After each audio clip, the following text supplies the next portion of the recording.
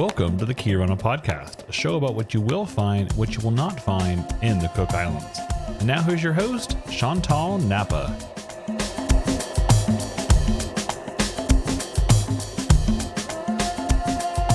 Kia ora, welcome back to Kirana Podcast. This is Chantal Napa, your host. I've got Tony Fe'ao inside that little bunker house of mine. Welcome, Tony. Yeah, kia ora, Chantal. It's lovely to be here in the little bunker. Hopefully, we have survived if anything happens out of the water. You know this bunker right next to the water, right, Tony? You know this bunker of mine, which is Chantal's concierge.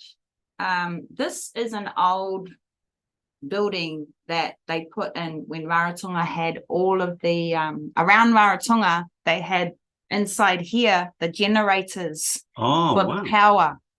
Yeah, I never knew that. Yeah. So if you actually look around Raro, you will see, I don't know how many, but there are so many of these little concrete buildings that the government put in, and then the power was run out of the generators for everybody before the lines came in. Man. So it's gone from generating power to having a different kind of power generated.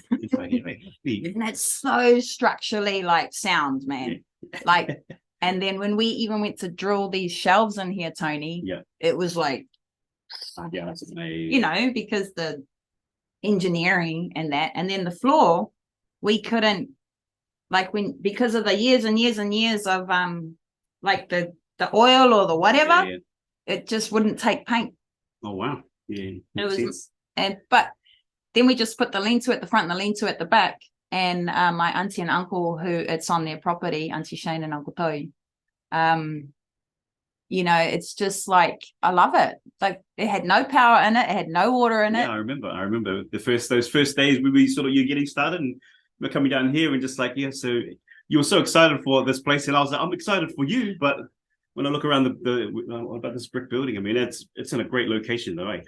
So it's right across from Fruits of Raro, and got some good foot traffic, car traffic going past. So, and that's why I asked my auntie for it, because I was looking for a location for Chantal's concierge in 2000. And my daughter Athena, who's now 14 this year, Tony, she was in a cot. Oh wow! In the corner there. Wow. In the corner there, right? And then my uncle and my auntie helped me put in the power, and we had to dig a trench, right? Yeah. My landlord helped me put it in. It was, you don't realize how big it is to put power into something until you have to dig that 43-meter trench. Man, yeah, absolutely. And lay the phones and lay the power and do it in stages and turn a light on and go, yeah. It was definitely worth it. And when you say back in those days, Tony, that's because, before we started up today, everyone, Tony says to me, okay, Chantal, so what's our agenda? What's our, what's the purpose of our recording today? And I said, this is our purpose, right? Our purpose is to let everybody know that you and I have known each other since about 2015, I think. Yep. When did you first move here, Tony? Well, Simone and I moved here in 2005. So, I mean, I've known of you and been around, but working together, I think, was that first year you're getting this off the ground and getting the charter off the ground and sort of putting a bit of effort into what was then probably it was a new stage. I remember you came to me, Tony, this is my idea. It's a concierge. Do you know what a concierge is? I was like, yeah, I kind of do, but let me tell you. But and just sort of going through those initial stages in seeing your passion for what you're doing, or this next phase. So we've probably worked together, started at least since I was at the Orange place, 2015. Yeah. But and we've been here since 2005. You've been here, since 2005. Yeah. And I remember sitting with you in 2015, and I was designing with you Brendan Nicholas's 2-meter board for Dawnbreaker game fishing. And then we worked on my board, my 2-meter, because you're a graphic designer, right? And then I remember sitting with you and going, please place that there. Please place that there. Please use that font. Please use black and white. Go away. Come back. Icons. I need icons. Yeah. Do that. Get the icons on the little blackboard. Right there behind you. Yeah. Yeah. Cool. Yeah. And so these two billboards we designed together, you and I. That's right. And they have one of the reasons I took so long with you, remember I would come and go and come and go. Yeah, we had our kids, we were little tiny little kids, you know.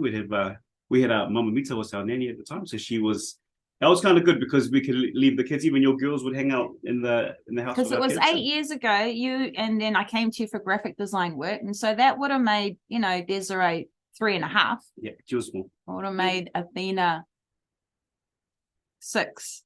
And then your kids were small too. Yeah, about the same age. Yeah. And we were working with them running around us. Yeah, I remember. I had a little garage, little outhouse garage where we were doing the work in it. And I look back fondly on those days. As you know, time flies. Now our kids are taller, wiser.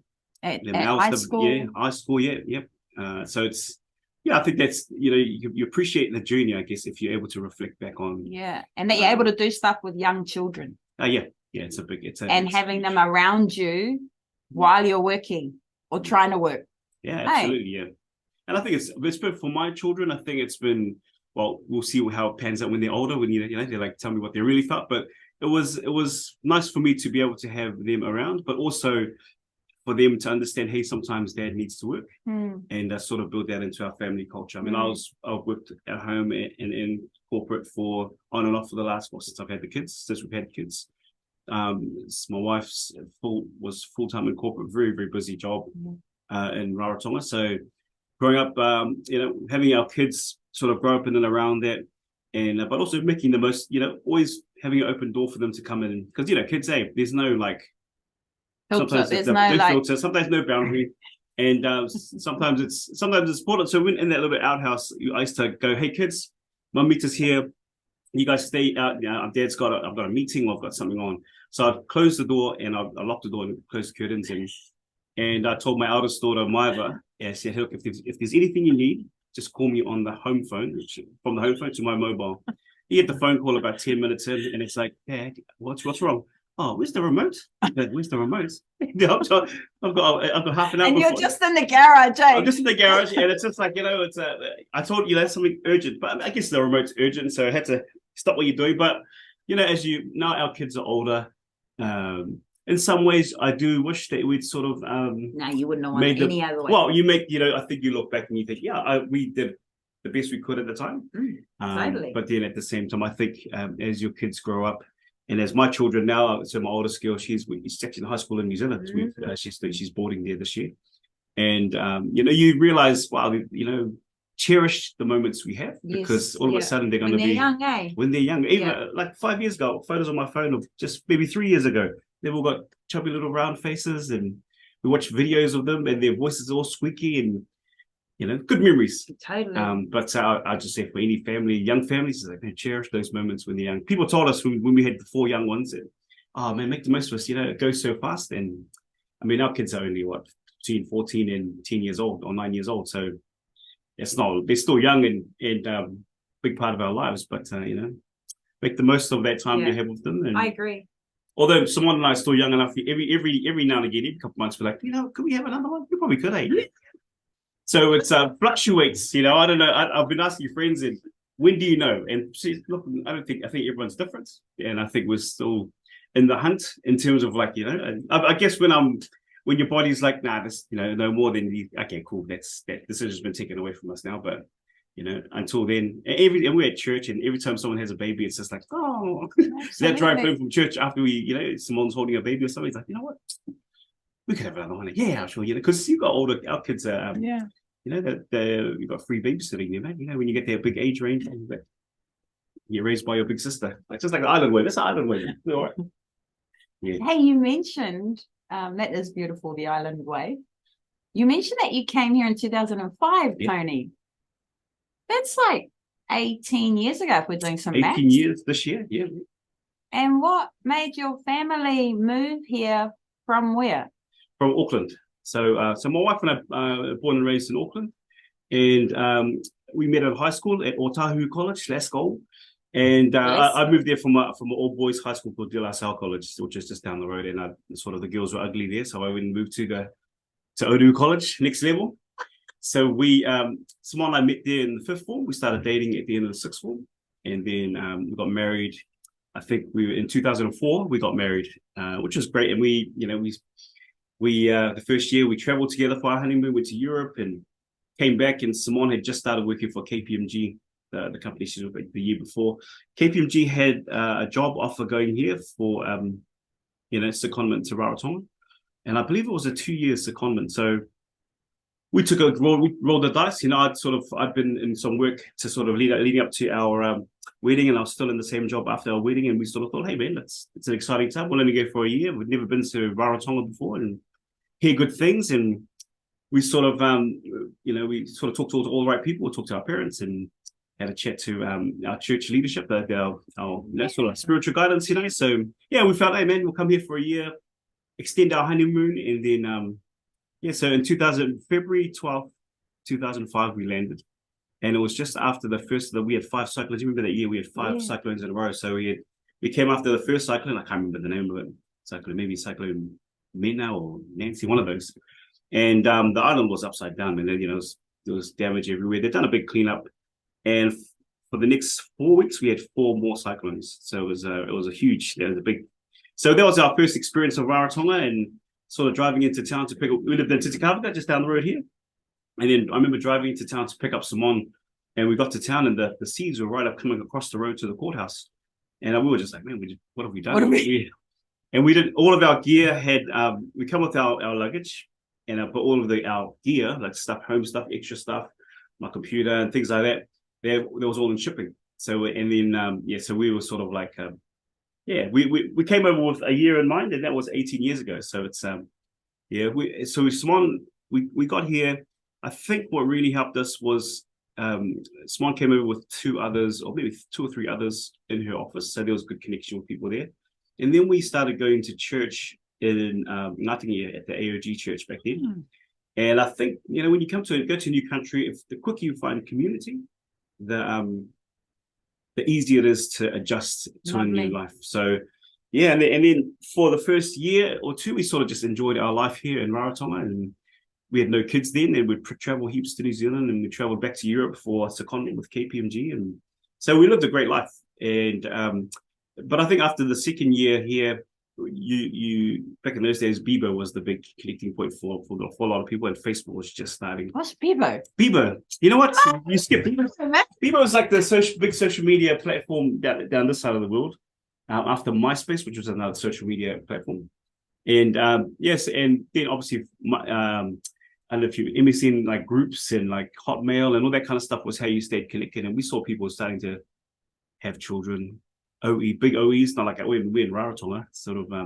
So we, I felt strongly that, let's look at what's next for us. While we were at the church at the Ngātingi AOG, we got involved with helping out the youth group and then leading the youth group. And I felt like, okay, we're here, end of 2 years, we should go back and start making a life back in New Zealand. But we enjoyed the life here, and we felt strongly that this is what God had for us at this time in our lives. So we stayed. So someone signed another contract to hang around, and we built a little life here. And I think when Simone got pregnant with Maiva in 2007, I think that was a big okay, we actually have to make a decision for us. We either go back home to Mangere Papatoetoe and all our connections are there, or we are thinking about going to Europe.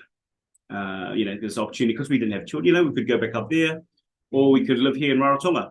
And I'm so grateful that was the right decision to raise our children here. Because when it comes to raising kids, right? If you got an option between Auckland city life, which we knew, traveling with a little baby to Simone's next secondment, or living here in Rarotonga, it was a no-brainer for us. So we stayed here for 18 years this year. So we've seen like all the kids that were here when we first came from the youth group, or the families that we knew. All those kids are like in their 30s now, and they've got beards and children, and so we've really, and our children are older, they've grown up here, they know the island life is what they know. When we travel to New Zealand, they definitely look fish out of water, and we have to say, hey man, put your shoes on, and don't walk there. Hey, where did you leave my phone? I'm like, it's over there on the far side of the food court. It's like, you can't. So there's an innocence that our children retain for a season, and we've just loved being here. We've found, we've connected with church family and lifelong friends here. So I think the that's how we ended up here, and that's why we're still here. And we just got our permanent residence last year. Congratulations. So we're man, I think we're next level. I mean, when I came here, because I'm a Polynesian, I'm Island, and my dad's from Tonga, and my mum was from Niue. You sort of blend in with the crowd. And when I came in here, I cut all the sleeves off my t-shirts because it was like too hot. Like, man, it's too hot for these t-shirts. And go to town and the mamas and the bubs, hey, the man they speak. I mean, I've been to learn a little bit of this language. So I don't speak fluent, but you can generally get the idea of what people are asking. So I guess from that perspective, we've loved being here and because what I found is Cook Islands people, they embrace, if you come here and you have a heart to be a part of the community, and we're part of so many different community groups, and that I've always just felt that Cook Islanders and certain families within our network of families and friends here have really just embraced Simone and I as locals. And for years, they were, no, you're just a local, you're all right. I said, no, I'm actually from Auckland and Tonga. No, you're local, you're all right. So yeah, but we've really enjoyed our life here, and obviously with permanent residency. Congratulations! Yeah, I mean, that is next level, isn't it? Yeah, and a big decision, to be honest, even if we didn't get it, it's not like we were leaving. So we've made this place home, and it just opens opportunities if we want to take them for leasing and for land and build a home. Business opportunities. So we've already had it for a year, and now, so my wife she's moving into contract work now. So we and so just for listeners who are not from here, Tony, let's explain to them, because I think they're going to find that quite interesting. What does that mean when you get permanent residency in the Cook Islands? What does it mean to you?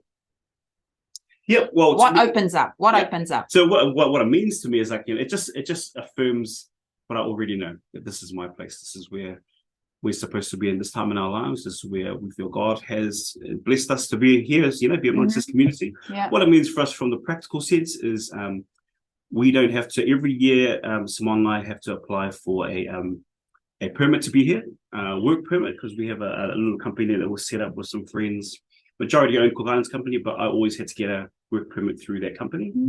It also means we have access to leasing land. So if you're not a Cook Islander, obviously if your blood doesn't run through a particular piece of land, you need to lease land, but only if you're a Cook Islander or permanent resident. So that opened us. Now we're thinking and talking about buying homes and building. What do you do? And we'll go to the local, land holdings board. There's a special book there where it's got all the plans and stuff. So we'll probably have a look through that at some point in the near future. And so it's from a practical perspective, it does mean we can put more roots down here, but honestly, it didn't mean much in the sense of this is our home. But I was quite emotional on the day, because I think you realize, you reflect back on all the people that you met. When we first moved here, the reason we connected with Ngāti Ngi, we went for one service, and the Pastor Metu Tini Tangaro, he's passed away now, and his wife, Auntie Ura, they called us in the middle of the day. She's like, have you got any food? You got blankets? Because it's just these cyclones, they're heading all over. And you think of like Auntie Helen, Tatuawa, Auntie Helen, yes, and her family, Uncle Huge, and they would invite. We were in Achu one year. We ended up going to one of their family weddings, and Uncle Paul and Auntie Kura Turupu after church on Sundays go for some chop tomato and and tomato sauce chicken. There's these little in our first 3 or 4 years here. Like, man, I reflected quite a lot on that just before we got out at the PR ceremony, because that's what makes a place home. And then obviously through that, we, as our kids started going to school, and we're at Celebration Church now. Yes. And, I just think all those connections, and, I have to give thanks to God for not just being in a place and being in a little community that's isolated from the local community, but being able to be embraced, but also, contribute to the community that we live in. So, I think so getting permanent residency, the certificate's really nice, having it in here. And now I don't feel so bad. There's a residence line at the airport, so we always go in that one because we live here, but now it's like, I don't just live here. We got the papers, man, and my passport's got the stamp, and we all good. So, and it was, like I said, it was a no-brainer for us to just put our application in. And at that stage, we didn't have to sort of scratch I know there was friends of ours who had to really scratch around because there's certain requirements in terms of volunteering and certain amount of hours you have to done in the community. But because we'd had so many connections and it sort of really just opened ourselves to be used by God for whatever and the different things which we'll talk about, I guess, that we get a part of. All those things, like it just, I'm just grateful that we're here and that we're here legally. I mean, we're here for, I tell people, we got here 2005 and we haven't had a permanent residency till last year, 17 years. And I say, that's probably part of my Tongan heritage. We're very good at overstaying. It's in New Zealand. So I probably, that's how I've been able to sort of hang around here. But definitely KPMG, which is where my wife was working. She's finished there now. She did a long stint there, didn't she? 20 years with KPMG, 17 years with the Cook Islands office. Yeah. So 20 years with KPMG from a young, just married, just married, 17 years with the Cook Island office. Yep. Yeah. We had a farewell for Simone. KPMG put it on earlier this week. So yeah, I was very proud of my wife, and there's a lot of business people, and it's a lot of people who I respect in our business community, who she's worked with, who came along and they said some nice words about what she's meant to them through KPMG, and also excited for the next step for her and for our family going out on your own. As you know, it's not like something you consider lightly, especially when you're working for a great company. But it makes sense for our family now. We feel like God is in it for us. God is for us. Should I say? It's probably a better way to phrase that. And you just keep going until something else comes up, or until opportunities close, doors open. I've always believed if a door closes, that's a good sign, because it means something's God's got something on. There's something on the horizon. There's something, or an opportunity. That's right. Yeah. So I think that's a very important part. Yeah, Tony. I think you're right, because sometimes as you get older too, you're like, okay, well, there's a reason why God closed that door. I don't know why, but he's gonna show me why. Yeah. He's gonna show me why, and then that other door opens, and you go, see, that's why. Yeah. And I think you look, at our advanced age, we're not even old, but if you can't, I know you can't see us, but we're very spring chicken looking.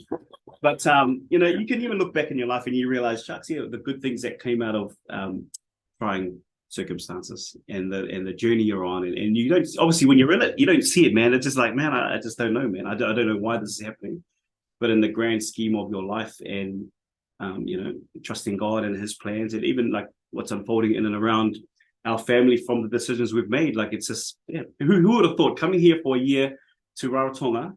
I mean, it's not even my home island, and my wife's New Zealand Māori, so it's like we were strangers in this land when we came. To think we've raised our family here, we've spent a lifetime here essentially, and we're we've built business and had jobs and stuff, that provision, Tony. And I mean, like, if you talk about what you've built, like, I mean, Fe'ao, right? Fe'ao, that if you go on the internet, everybody, and Google, and you Google Tony Fe'ao, Feao, Fe'ao, there is an apostrophe in there somewhere, an acronym. It's F-E, then the apostrophe, then A-O. He's all over the internet, right? Board of governors. That's good stuff, man. I hope so, man. Board of governors for the primary school that our children, that's right, have attended at Apii Te Uki Ou.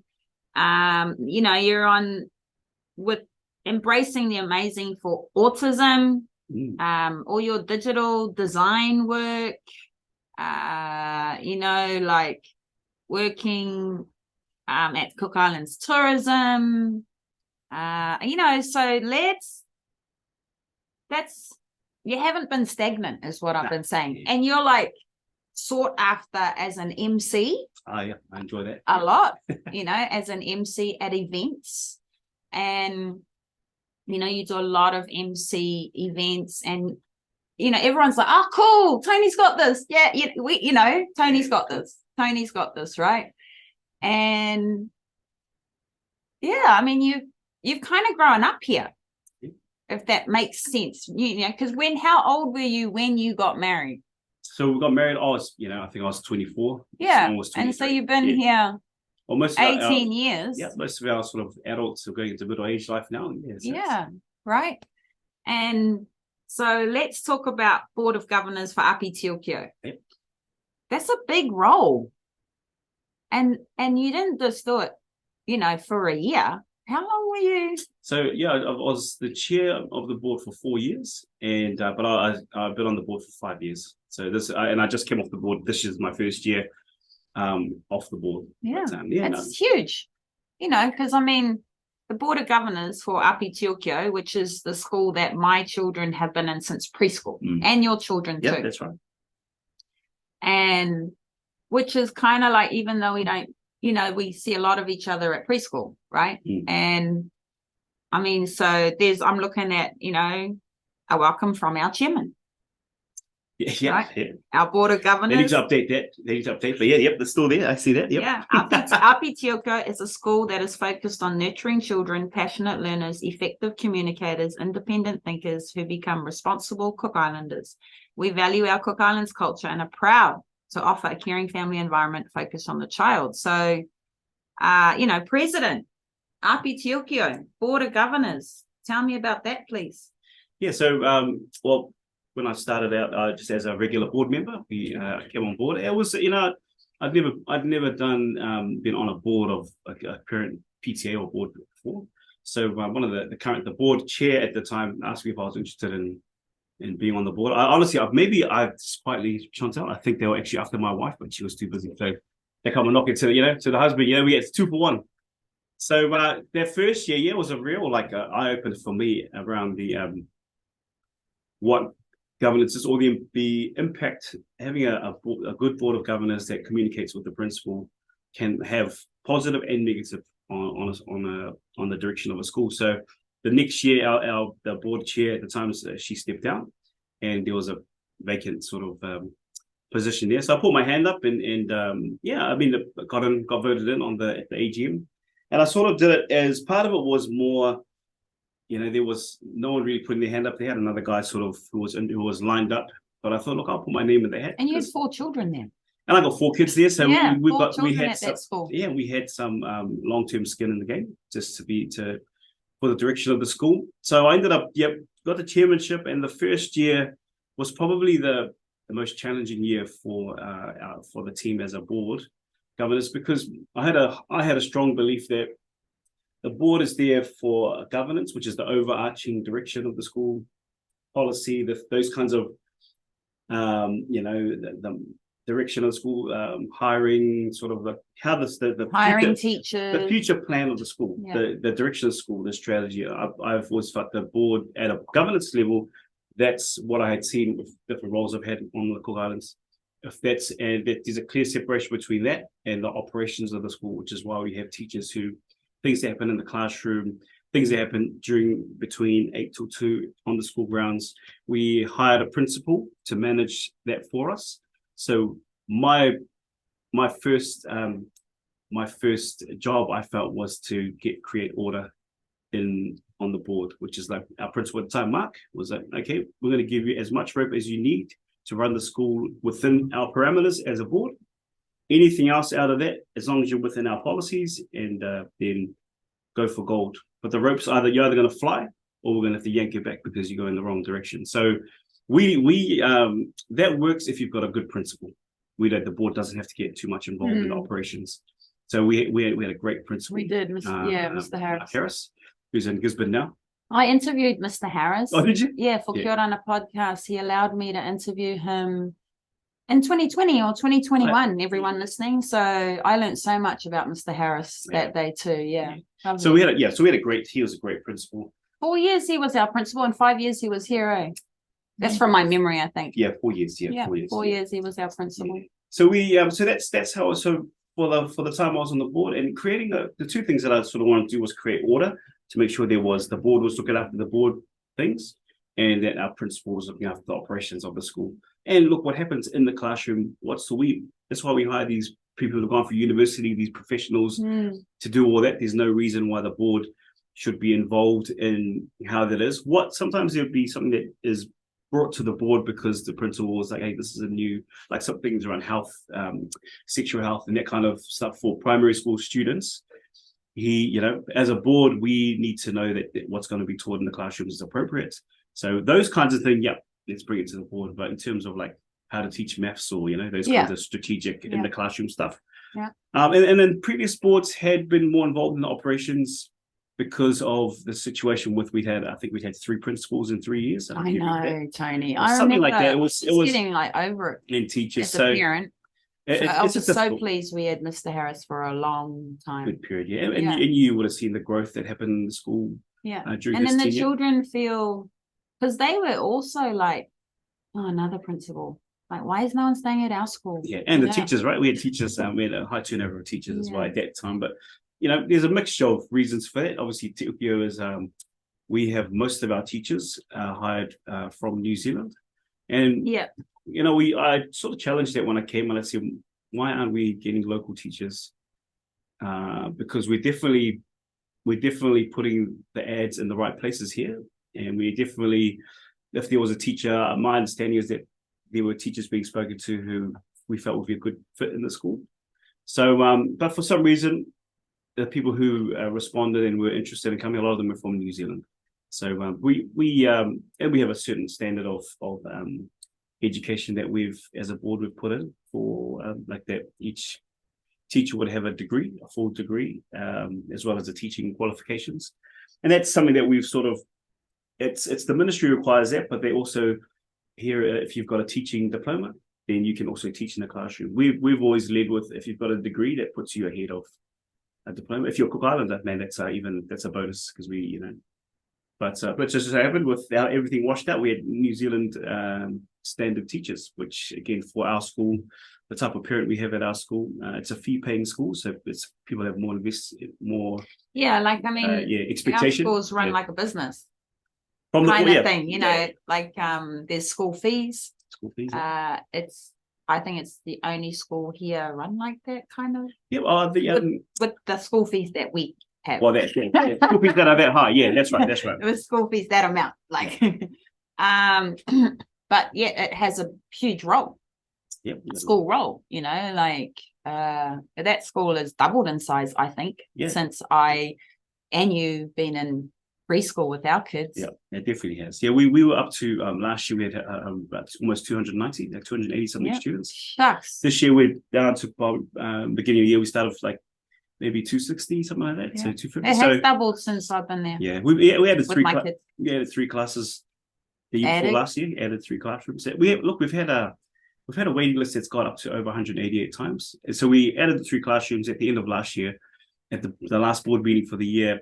The question goes, how many on our waiting list? Because we, and the principal said, 170 something, 150 something. It's like, man, we thought we were in the clear for at least a couple of years. But what the school offers and the culture we've built within the school is one of child-centered learning. And, each child that comes to our school isn't just a number, but each one of them is taught, and grows from where they're at. So we've got kids, we had an influx of about 60 kids from other schools last year. Yeah, we did. And what it did to our numbers, in terms of the literacy and numeracy numbers, we saw a dip in the overall above and pass and above rate within the school. And we attribute that to children who are coming into the school who haven't been a part of the Te Uki Ou system, and the families want their children to do better, or they like what we're doing, bring them into the school, and there's always a period of bringing them up to scratch with the standards that we expect from our children. So we did see, the overall numbers was that it was a challenge for the school. We thought, oh man, the numbers don't look as good as the year before. But when you factor in, and when we dig deeper into the data, it was that we had children who are coming in from other institutions on the island that may not be as up to their year level in terms of literacy and numeracy. And that's an exciting challenge for me. It's like, well, first of all, we took off. We've always said we want more local students. We had almost 80%,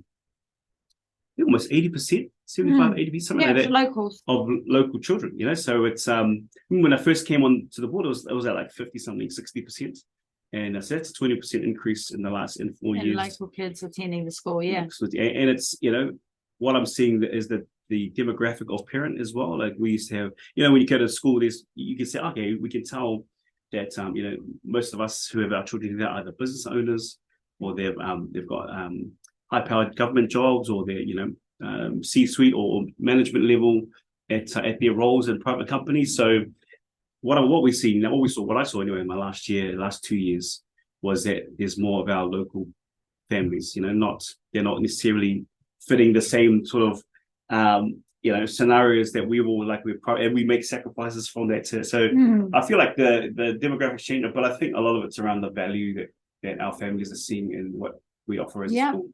And a lot of those things don't happen unless you build a strong culture of learning and a strong people-centered culture. So we left our principal that was what he wanted to do, build a strong people culture. We couldn't compete with the salaries from New Zealand when they're coming here. They're getting some of them close to six figures coming here, and the Ministry of Education base rate was like $32,000 a year for entry-level teachers.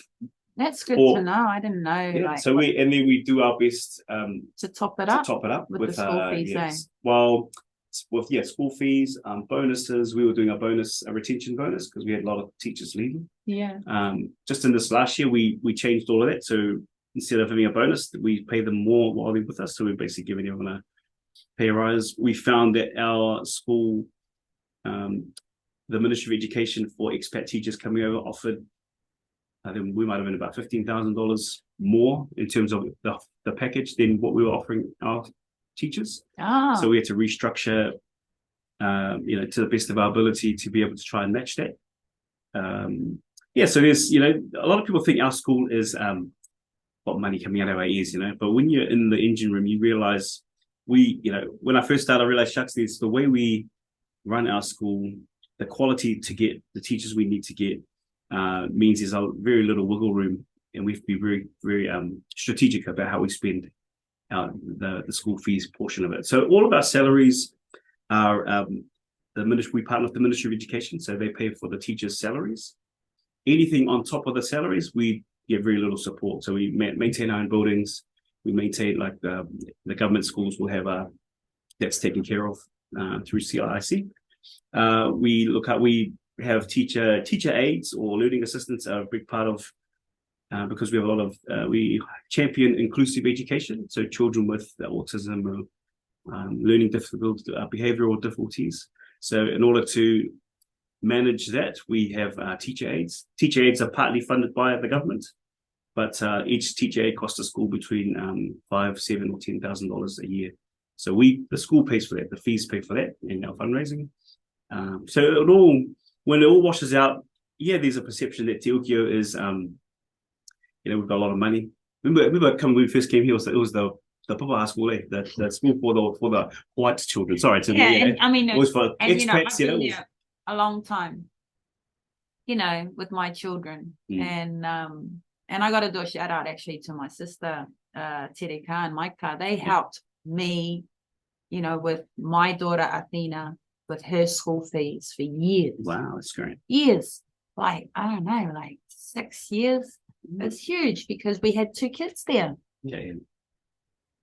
And so I got to do that shout out. They said, we will look after Athena's school fees. You just worry about Desiree's. Yeah. And I have to do that shout out because they were there from preschool from 3.5. Yep. And I remember when we went in, Tony, I don't know, I think it was $1,500. Now it's 2.5, per child, something like that. Yeah. 2.5 a year, right? 2,500. Listen to 1,000. And that's a primary school in Rarotonga. And so I've got to do that shout out to my sister and her husband, Mike. And then Mike was on the board for 14 years or something. So they really the value, and their children, their children because they were successful, and it was a good platform for the boys and for Mike to and they just wanted to support, and it was huge because then we only had Desiree that we had to find the $2,500 for, but I always say to people, man, I think I slept on the floor for 2 years, to get my kids through there. And I bought a bed. Yeah, that's right. That's right. I bought a bed. It's always funny. because your kids are like, because people, school fees, right? But then there's so many other costs to sending kids to school. You got your lunch and the uniform, so all that kind of stuff adds up. For families. So we at the school we acknowledge like the sacrifices, and now with the demographic of families that are coming through now, that there's I would say there's probably a high percentage of their income, or they're getting family support to be able to send their children to Te Uki Ou. So it's and I think it's testament to the board that we have and the teachers, and when you get teachers from New Zealand and the way we interview them, we're not just interviewing they're from New Zealand and they've got a degree. It comes down to what's their can they fit into the team? Are they able to adjust to the way we do things? So we don't just let them come and do things their own way. It just came to my mind, right? The questions would be like, okay, so for 2 years, could you survive if we ran out of rice? Yeah. Right? Because this is where you're coming. This is where you're coming. Like, So in this 2-year contract, are you going to throw a tizzy that there's no, I don't know, potatoes for 6 weeks, or that there's, because it's upside down. It's back to front. Sometimes the boat can't come, and it just is what it is. And don't get here and complain like, oh my God, there's no rice, or oh my God, there's no this. Like, you're coming to an island in the middle of the Pacific. Please understand. And just roll with the punches. Yeah, I think during the COVID, roll with the this. It is what it is. And there's no. Well, I've honestly found people who've come over who've adjusted the best are the ones that can sort of just go, oh, that's how it works here. Okay, well, we'll adjust if and I think that's we're recruiting at the school. All those factors are in. I think we always you come here for what we do not have, everybody. Experience. We come here for the no McDonald's, no traffic lights, no skyscrapers, no casinos. Yeah, nice weather. And no rice sometimes. No rice, yeah. But beautiful weather most of the time. Most of the time. But what I found is our over the 4 years of being a part of being part of recruiting, seeing how our teachers respond, you don't always get it right, but you can there's certainly a type of teacher that tends to survive and do well here, and often they are ones that have a kind of, they're able to adjust or be flexible with they're agile in their thinking when things are a little bit different, or COVID closes down the borders, you can't go home for 3 terms of the year. So those are the ones. And then we've had it's hit and miss. Some have come and they've been great on paper, and we've interviewed them. It sounds great, and then honestly, it's a tough job. And most of, if hand on heart, most of our teachers that haven't worked out, it's been circumstances that are out of our something's control. Happening at home. Yeah, something's happening at home. Got to go. Relationship breakups. Yeah.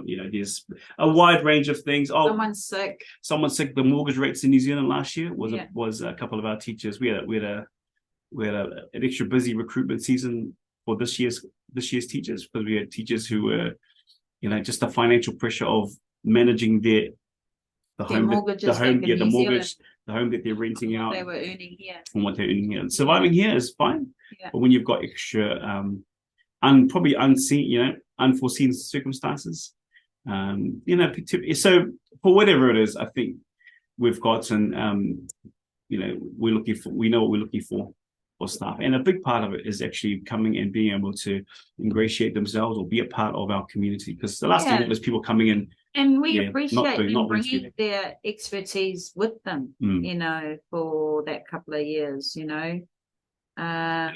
cool. Coming from New Zealand, I think there's in New Zealand, obviously the New Zealand Māori is a big part of the education system, and so we get the teachers who come, it's not like a culture shock where, speaking reo or teaching reo in classroom, or aspects of it, incorporating that into the education, into the classroom teaching practice. To me, it's like, well, a lot of them it's just like back home in New Zealand. And that means that's good for us as a school, because we've always said we're a Cook Islands school, not a school in the Cook Islands. So we embrace culture, or every aspect of culture. Dance, we embrace church, we have our school pure, we embrace song, we embrace cultural practice in the school, the way the school is run. And when I for various times within our time at the school, been like 2011, I think we first had our first daughter there. there's always like someone. I mean, one year someone said, "Oh, we should be an international school and join the international chain of schools." And I remember talking to a board member at the time and just being very clearly outlining, no, that is not what we're about. That is not the heart of the women in the team, the parents that set up Te Uki Ou all those years ago in the 90s. So that's an important aspect of the school, that we retain those Cook Islands aspects. And it's I've talked to parents from New Zealand who have on short contracts, and they love that aspect of the school for their children and experience. We're only here for 3 years. We want our children to have, they're in a good school, but they're also dancing at the culture fest we had the other night, learning thing. My daughter's on the learning drums. My son's learning the ukulele. They come home and they're doing their akaraveanga, their history in the local language. So I think there's a lot of positives in that respect for our school. Anyway, blah blah blah. School podcast there. Next. Fantastic. Fantastic. Thank you. But I do miss being on the board. I do miss being in the engine room. But it's been good for me to sort of see the new team coming in, sort of and functioning and operating. We've got a great team to take over. Although I do, every Wednesday, or once a month, on the Wednesday that we have board meetings, and I'm finding things to do on a Wednesday night. I'm up to speed on the Disney Plus and the Netflix. No. All right, Tony. Do you need a glass of water? No, I'm fine. You're fine, man. I could talk for a living, I know. I'm loving this. I gave him a juice, everybody, before, right? Thank you, Chris, on the juice. Thank you, Chris. Gave him a juice before. I said, then I made him a coffee. All natural products. Yes. Yeah. And then I'm like, right, because now I want to talk to you about embracing the amazing for autism. Yeah.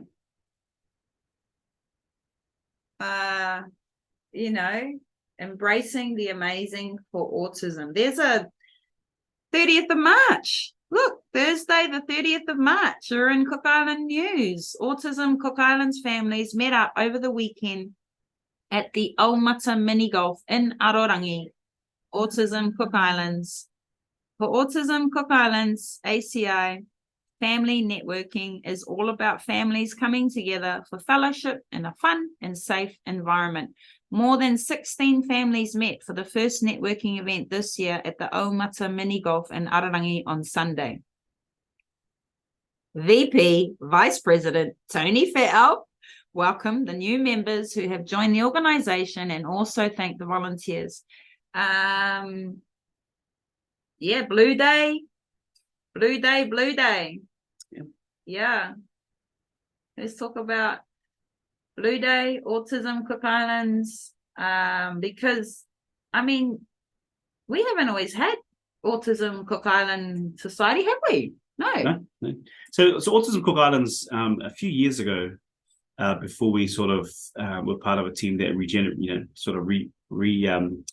rebooted it, there was a very strong team, bunch of families running Autism Cook Islands. I think it was even before we came to the island.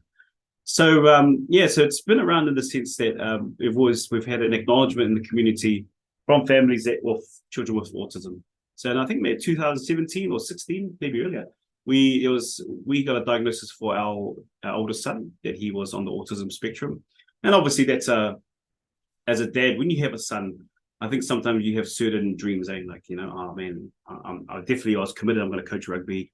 I'm going to be a part of their games. I could see that all these exciting sort of dreams you have. And then when you get some news like that, I've talked to dads on the island who get the news, and I say, sometimes it feels like it's like a mourning, like you're mourning what could be, and then mixed out with the uncertainty of what will be.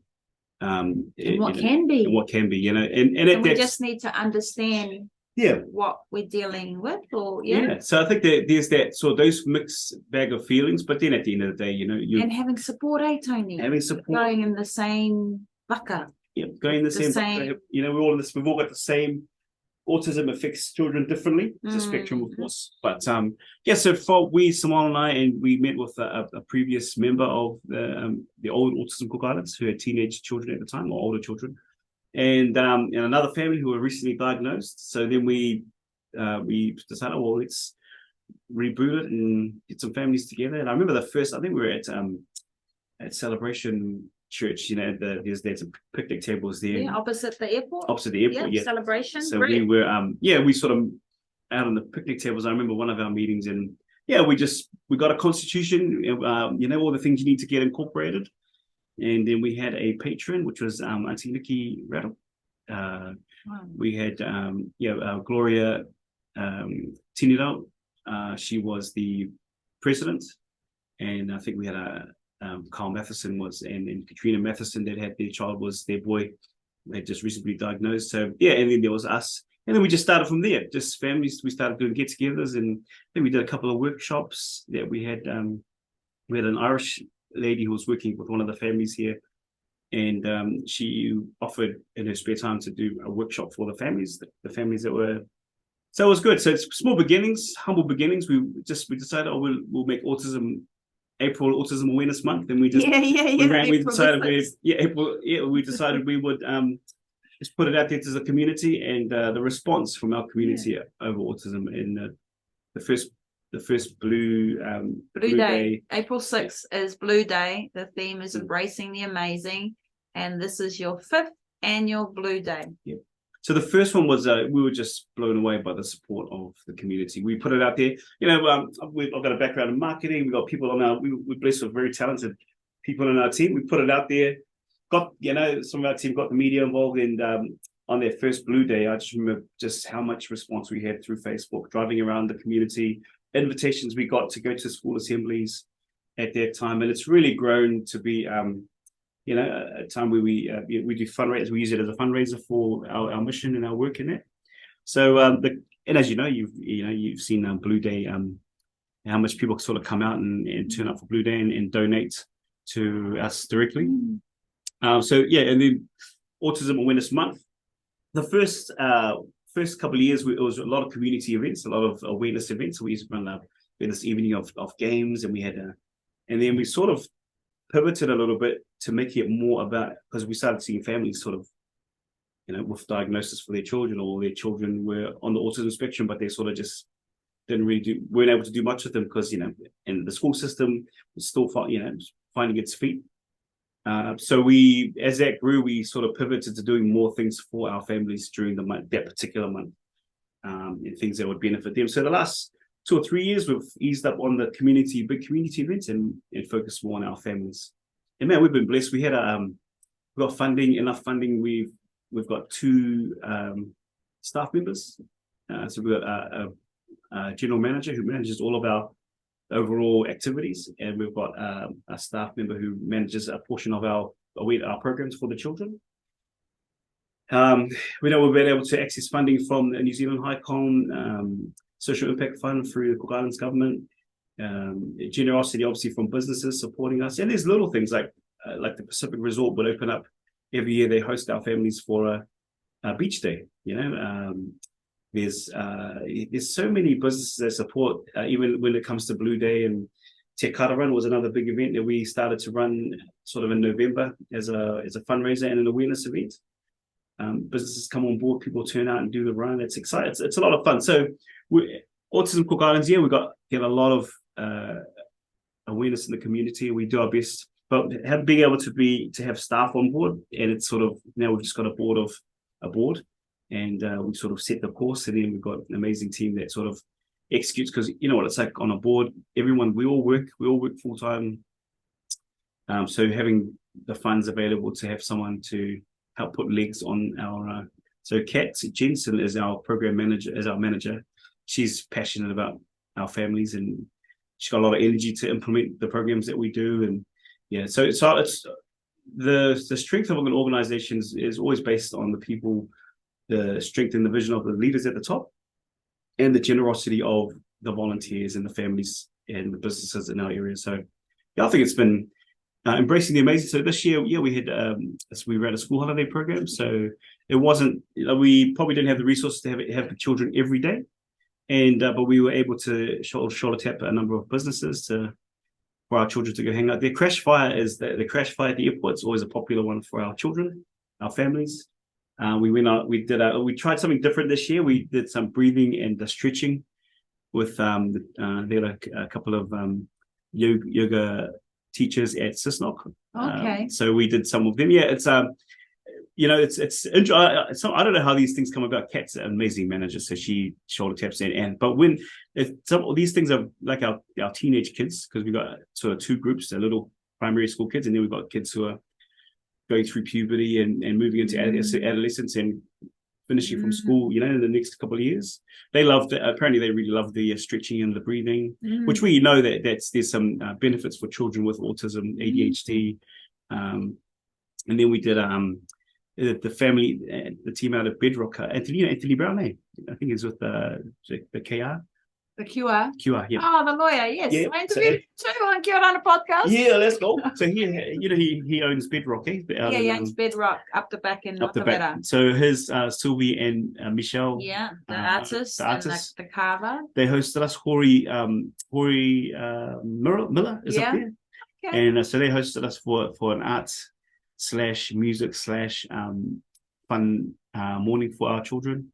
And then the last one we did was for our older children, a basic mechanics workshop with William Taripo, changing tires, checking oil, that kind of thing for our older kids. So it's been, I'm pretty sure that's don't leave anybody out. It's the 4 school holiday activities we did during our April just recently for our families. Yeah, the holidays. So we do that, and we, the Ministry of Education, Andre up there, he's been a great help for us, sort of connecting families, because with the Ministry of Education, when they have a child who is diagnosed, they have they've obviously got to find teacher aides for them and learning support for them, and he's been great to connect those families with us. And if families don't want to connect with us, that's fine. But I've found over the last 2 to 3 years, families are more open to accepting that their child may need some extra help, or maybe on the spectrum, getting them assessed, and then connecting them into our community. So, but a lot of that comes around the awareness. We're getting younger families, people, who are probably a little more open to support, to saying, hey, my child is and then a little bit different. It's just, I don't know, it's like having a growers group. Growers association. Yeah, association, so that all the growers can talk to each other about what they're facing growing. What are you using as fertilizer? Oh, I'm using this. Or what gumboots are you using, right? So it's like any organization or society with autism, and you've created somewhere where I can come to as a parent and go, I don't know what to do. Like, I can read and read and read and read on the internet about how to help my child. Yeah. But like, I'm so fortunate that I have a group that I can come to, and I can go, what did you do in that instance? How did you, when your child was 6 or 7 or 8 or 9, and then just feel that I'm not alone. Yeah, it's a big part. We started doing community. Yeah, we started doing community gatherings for that reason. So we'd and it's so interesting. I enjoy going along. You get to talk to some of the dads and some of the families, but like when you have a child like with autism, the way they react to pressure or stress can be distracting. If you're like my son used to have tantrums in the plane. And for us, it's like, the part of being an island parents, like, be quiet, man, just behave yourself. But part of it's just that feeling of, man, it's embarrassing. My child won't stop crying. And what I found in our Autism Cook Islands community gatherings, if a child has a meltdown or isn't happy or doesn't want to participate, well, I'm sitting there as they're going, I feel you, man. I understand. Hey, if your kid doesn't want to join in the game and they want to walk around over there and play, man, all good. Or they don't want to come be part of what we're doing, or they're crying, or they want to eat now, they don't want to wait for the cookies. Man, I think that's like anything, like church, sports groups, where there's a gathering of people who are all on the same page, like-minded. Then I found that we run during the school term, because we have a holiday program, but school terms we run like a Lego Master Builder program, which is basically using Lego. Not for them to simply play Lego, but to help teach communication and social skills. So the program is building the Lego thing. They've got a leader in the group. We've got a group of volunteers who will lead the group. And then the children have to work together to build this this piece of Lego. It's connected to an iPad, so there's some programs, some robotics as well. So it's been an amazing program. So for our children, especially our older children, it's a powerful. It's great to see how these kids, how much more talented, in my opinion, that they show, because it's something they're into. My son goes, my other son, who's not on the spectrum, goes along with him. There's good support. But I found even just seeing families there, some of the newer families sit and with their child and do the Lego, like, all those things count towards feeling like, hey, I'm a part of something. Yeah. So we have a swimming. So the Lego program we run in-house. I'm not different. You are. Yeah. We're like, over here. What's wrong with you? Over here, we're strange is how we roll, man. We're embracing the amazing within him. So and then we have a swim program. So part of it came out of wanting our children to learn to be confident in the water. Yeah. But we just got a report from Kieran and Leslie Chan. I don't know if they're part of Cook Islands Aquatic Federation.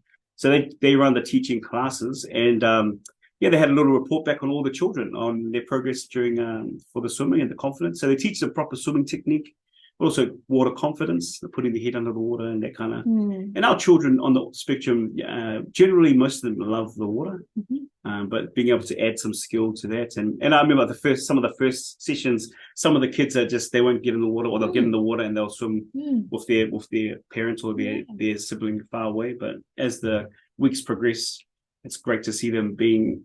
They may not be facing away from the group far away. They may be facing towards the group but far away, but they're still participating in their own way. So I found there's a lot of power in some of the programs that we put together for our children who may not have a supportive environment at home or within the school. At home, in the sense of families like us, we don't really know how to. I just know my son doesn't like doing something, so how do I get him out of there? Or how do I get him to do something different? And I think for families, and I hope this rings true for our families that are part of our programs. We need to expand the world of our children with autism, because their world, and you'll know this, growing up in the Pacifica community, our children with special needs they'll go to school, and when that school program's finished, they won't do much. They'll come home, go to school, and then they're the ones that end up living at home with mama and the papa, because there's very little prospect for them to work, or there's no program. So, I think there's, being here in the Cook Islands, we're wanting to hopefully expand the world of our children. So it's not just school, home, church, school, home, mum and dad's work. There's other things that they can do and be involved with. And I think in also having like the creative center on island for our children when they sort of graduate from school. We've had some that go, some more high needs children who probably have, very little in terms of employable skills. I don't necessarily believe that. I think that we can always find something. Yeah, I know what you're trying to say, but it's not that you think they're no, but at the current stage, it's but they can go hang out with Danny and the team up there. Happy to sort of host they them. could run something totally. Yeah, look, we had it's one of our kids, Maki Tipokoro's daughter Eden. Like, she's a great cook, man. She cooks as mean as banana cake and cooks stuff. So it's and some people say to me, you're autism, they're a genius. It's your next, their own building. Yeah, with their own cafe that they're running. Yeah, their own little businesses inside their business. Like what Creative Centre did, like putting they create all the creative stuff at the Creative Centre, then they take it down to the market and sell it. And utilising their school. I think we have one of the older members, and their boy is in his 20s now. Ray Solomon, the son, Ray and Eva Solomon, their son helps them out in their business, absolutely. And where we can, and he's integral to their business. Yeah, that's right. He's the muscle as Sorry, Ray. When you get up there, he's mate, integral. you the muscle. But I think for our families, we started and have developed the program. Now it's about implementing. It's called the transition program. So the program is about taking our older teenagers and teaching them skills to be able to be a part of the workforce or tertiary. So it's transitioning them from teenagehood to adulthood. So that's in the works. There's a lot of policy and stuff. We're able to get some funding to be able to run a program like that.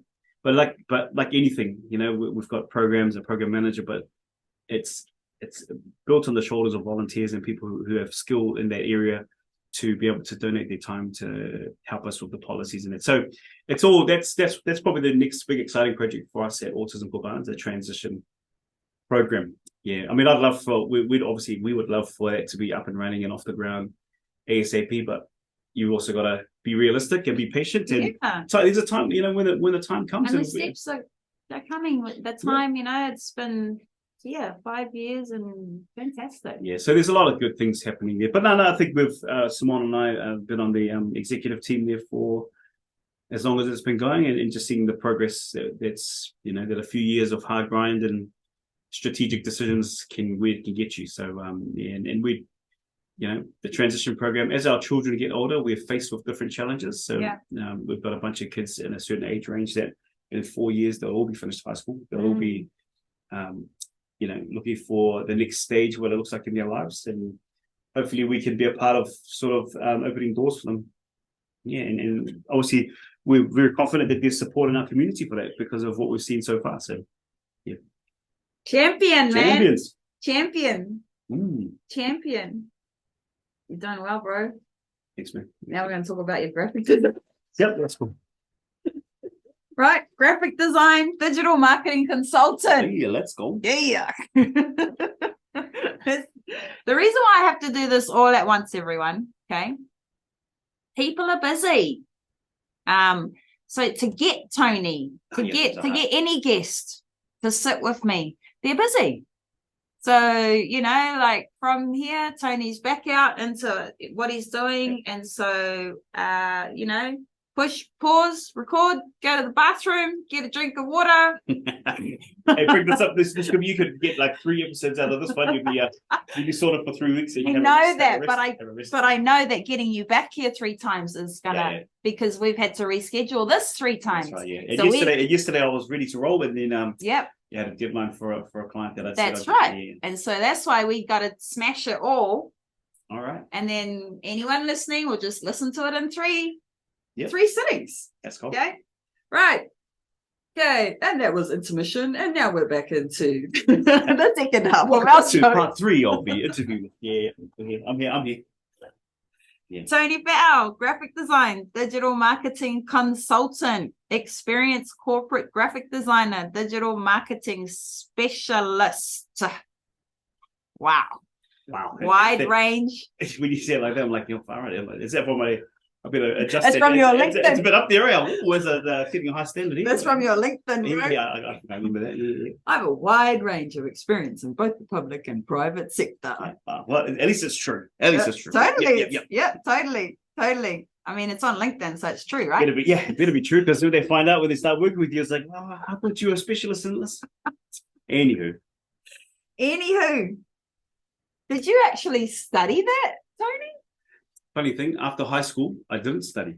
I went to my wife. Obviously, she went to university. Yep. I went to university, but to pick her up, or to go to the cafe. A couple of classes I was sitting with her, and that was my experience of university. So, because you can't, it's like at Auckland, you can't just park your car. Like, it's cheaper to get your boyfriend to come pick you up. Anyway, so I went and worked in the restaurant industry.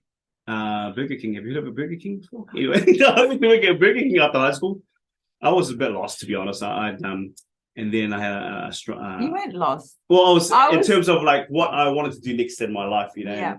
I actually had we were part of a little youth group, and I had just a strong encounter with God. I God, like, man, I really felt like He was calling me to do something and support. He was calling you to support your wife, to support my future wife. Once at uni, pick her up on time. Pick her up on time. What poor, my poor wife. Take her Burger King. Take her Burger King. Oh no, pick her up and then go to Burger King and drop them off on the way back past. Get my staff discount. Yeah, but we go there for dinner, and I think I put on like 30 kilos there a couple of years at Burger King. It's just like eating, and I was working nights, so I was like, anyway. But anyway, so I've had as an 18-year-old, sort of had this encounter with God, and it set me on a bit of a trajectory. I'm getting to the graphic design part, and I felt like I was gonna be a pastor. That was what I was like, man, this is what I feel like God's pulling me into the ministry. Didn't know what it looked like. I was doing youth group stuff at the time, so I thought, I'm going to be a youth minister. I even remember telling my future wife, if we got married, we're going to be poor because I'm going to be working for the church. You had that kind of mentality. So it was kind of like that was what I sort of. So at our church back home in Auckland, we would they put us in charge of Simone and I in charge of the 11 to 14-year-olds. So these are intermediate kids. So we just go, okay, we had the boys brigade from our church and a couple of girls, all church kids. And I used to get the minister to print off. We need to notice. Hey, can we print off some notices on the photostat machine back then? Photocopier. Oh, wow, yeah. And he was a minister. He wasn't a designer, so he did a couple for me. And I thought, oh man, I can't, give them to the kids, take them. But then we wanted our kids to invite their friends along. So I thought, oh, that needs a little bit more than just a. Oh, so you wanted a flyer that looked cool. Wanted cool flyers. So I started to entice the youth to come to youth group. And it was like the idea was we had kids who were starting to open their hearts to God, and a lot of them were like, "Oh, my friends are coming." So instead of giving them a A4 sheet that's been just printing on it and then chopping it up with a scissors, I thought, okay, I'll make we had theme nights. So it's we're going to do some theme night things. So we had like a night. There was my younger brother. He was great at running games, and he wanted to do like a ninja night. So all the kids would dress up like ninjas, and all the games are based around ninja games. Just the things you do to try and entertain kids. Brilliant. Anyway, so the problem is that we've got just regular notices. So I started designing our little flyers. And that was my first Ninja Night. Around Ninja Night, or around handout cards. We've got a special service next Friday. So that was my first sort of foray into graphic design. Were you rendering them? No, I was using Microsoft Publisher and PowerPoint. So PowerPoint was way better than Publisher. It was a little bit more flexible and blah, blah, blah. Anyway, so I did that. So that's how I started as a graphic design. I did that for years. And then in 2009. You're here. Oh, we were already here. Yeah, we started the Celebration Church, which we were part of. For the first year, we were part of running the church. So that was my time. And again, doing all the church flyers and stuff. Presentations were all done how on. long that church has been there? Yeah, we've been 2008. 2009. Yeah, so 2008 was our first when the church started. Anyway, 2009, I'm going. Okay, I need to get a proper job. Yeah. And at that stage, they had the pastors were coming over from New Zealand more often. So that's good. The church was celebration. So basically, it was running itself great. Everything's going good. So I was always into this graphic design stuff, and there was a graphic design job going at Cook Islands News. It was an entry-level job, the layout job with Maxine, your cousin. That's what I'm going, Yeah, so that's where I've known you. You've been around, because you used to come and see Maxine, in those days. I used to come and see Maxine at Cook Island News in 2009, because Athena was born in 2009, February. Yep. Who's that Maxine? Also my cousin. Your cousin's there. Or friends. Yeah. And I would come and see Maxine because she was the graphic designer. Right. Yeah. I was there. So as the assistant, the night guy. So we I during my time with Celebration, we met some guys from YWAM, and the guy gave me his hard drive to give me some movies, and then he says, "Hey, I've got this graphic." I said, "Man, how did you make these?" So he's designed a flyer way better than mine. And I used Adobe Photoshop and all that kind of Photoshop and stuff. Oh, okay. So he gave me that Photoshop. He gave me the in those days on the drive. He gave me the pirated versions of the Adobe Suite. So I opened Photoshop and I'd done a YouTube tutorial. YouTube was early stages then on the terrible dial-up we had here, and I'd done a tutorial on how to put my head on Spartan's body for one of our, just for fun, just so it was a good job. I thought I did a great job. So when I go to apply for this job. It's an evening job, and we weren't running any youth group or anything. So that's good. I'll do it in the evenings. And it's Cook Island News. Cook Island News. Yeah. We had a young daughter, Maiva, so I could look after her during the day. Yeah. And then Simone comes. That's how those calculations that seem like they should work until real life. So I went to the interview with a guy over there, and he said, "Do you have any experience graphic design?" I said, "Yeah, I've been designing stuff for my church." And so I've used Adobe Suite. We use InDesign, Photoshop. I said, "Oh, absolutely, yep." But the only experience I'd had was I put my head on the Spartan body, on my pirated version. So they said, "That's great." I had a technical interview the next day, which basically they're going to sit me in front of the computer and give me something to do. And that night on our terrible dial-up, Internet back then. internet back then. Yeah. I went on YouTube and did tutorials on how to use InDesign, which is the program they wanted me to. So that's how I started, and that's when I started to learn professional graphic design. So Maxine was my mentor. She was the day shift of another girl. They were doing the day, and then at night time I'd come in to lay out the paper. So I worked with the editor and the printer. So that was my first foray, and it was a real baptism by fire, because the newspaper is daily and there's a time pressure. So I learned how to use the tools quickly, and I had to learn how to use them quickly. So what happened that year, as I learned that, I started to say goodbye to PowerPoint and started doing designs on we ended up starting the youth group the next year, I think. So I started doing the youth group designs back on this software, as well as that learning on the job. And then, so that was my first foray. So I've been doing professional graphic design, i.e. paid, since then. So it's about 13 or 14 years now. So that's how I got started. Ages, Maeva, your daughter, and Athena, right. Yep. because Athena's 14, she's turning 15 in February. Yeah, that's right. So that's how I started in graphic design, and then I left. You just reminded me. I actually forgot that I knew you back then. Yeah, that's what I was saying. We I've been here long enough. You know people's faces, and sort of belong to. And, So we did, for me that was a bit of a lease on life, finding another passion, something that I was really good at. I ended up at the same time as I got that job, I got a job being a tour guide for coconut tours, which was the buggy and quad bike tour that Moana Hunter and Fordil had. So I was doing that, and then I was during the day, and then in the evening I was going to Cook Islands. Eventually, because then your daughter Maeva would have been in preschool. That's so right. You would have been able to do the coconut tours during the day. Get her from preschool at 2 because you'd be finished.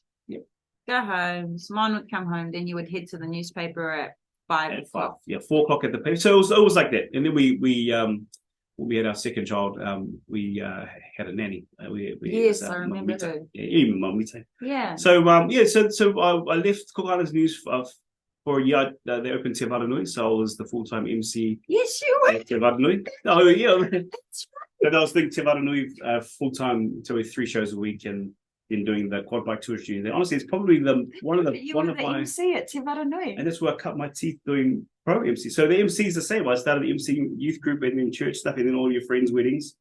And then Te Waranui was my first that would have been about 2010. Yeah. So 2000. That's where you cut your teeth. I like that. Yeah.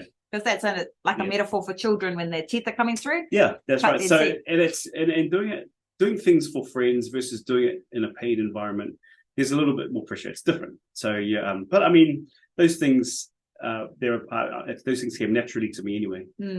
So which was the emceeing side of things. So so I left, and then after about a year, John Woods, who's the owner of Cook Islands News, rang me. He said he wanted to catch up, and that they were looking at making the paper color. They were doing the color printing for the paper, and he asked me if I was interested in coming back and being a part of the team to implement that. Now I'm a graphic designer by trade, but he wanted me to run the graphic design team now. So I ended up finishing at Te Waranui and then going back to Cook Islands News. And then I did another 5 years there doing running the graphic design. And then John got sick, and I ended up being the general manager there. So, and graphic design, production management, and then the general management role, we had a great admin and finance team with Tere. Mama Tere. Yeah. So she ran a great. She'd work with Liz for the admin and finance side. Liz Woods. We had a strong editorial team. So most of my role there was just managing an overall vision and reporting back to John and Liz, and a lot of HR. We had a lot of HR challenges with people coming from New Zealand and all that. Kind of stuff. Workers. You mean workers? Yeah, journos, especially journos, because journos, very small pool of journalists here in the Cook Islands. So we, again, same as the school, just bring them in from overseas. So that's how I got into graphic design. And then when I was working with you, I finished with Cook Islands News, and I was doing freelance. So so that's and then I got into digital marketing. My biggest client was Cook Islands Tourism, and they had an opening there for a digital marketing executive, someone to manage their digital marketing team. So they asked me if I was interested. I'd say, yeah, I'm keen. And I didn't know much about digital marketing except for the graphics part of it. People asked me to do designs for their mock-ups for their websites, design for their Facebook pages and stuff. And then the door opened for that.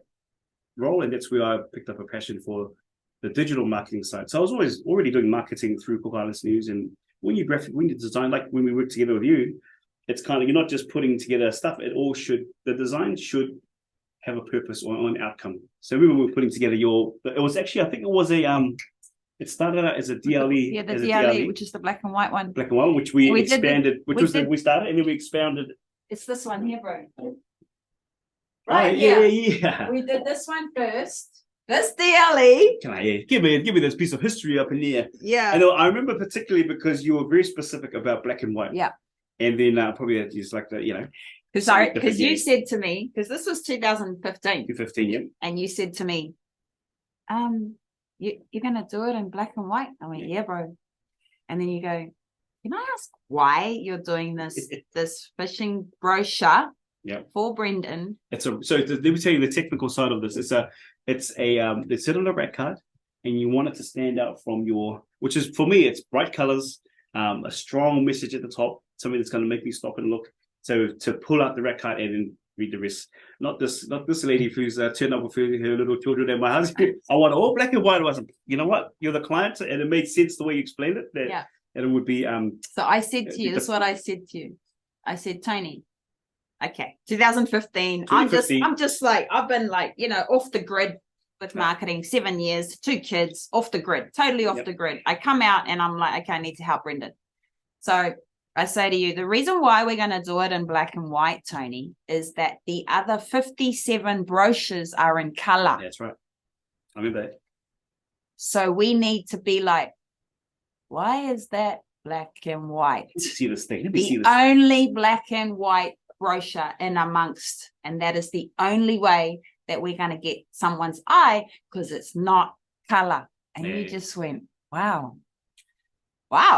Yeah, well, look, it's always design. If it and makes then, sense. remember, we did that, and we kept it real simple. Yeah. And then I said, no, just put his face, so they know who they're dealing with. Yeah. Then we did the other side together, and then I said to you, icons, brother. Icons, yeah. Icons, and that was like the first person 9 years ago to put an icon thing up. And it wasn't just icons, because I think we talked about I want it to be like on a board. So we've done icon work, and not in that sense like it's like just regular icon, but you wanted your everything to be, and so that's how we ended up with these designs, because you want it to be on a board. And it's like, okay, well, let's look at something that's not like your regular icons that you'd find. And we had to because not only were we designing the brochure, I said to you, we've also got to duplicate it and put it on a 2-meter huge board. Yeah. And then I was saying to you, overseas, when you're driving and the petrol station comes up, the petrol station has icons: the cup of coffee, the picture of the pie, and the picture of the bathroom. So immediately, you know, yep. And then I also remember saying to you, we're gonna sit and we're gonna do this, and we're not gonna touch it ever again. And we didn't. We put it up. It was going to be on giant 2-meter boards, so we had to make sure it was going to be like what you wanted. And we did that, and we haven't had to touch them in 9 years.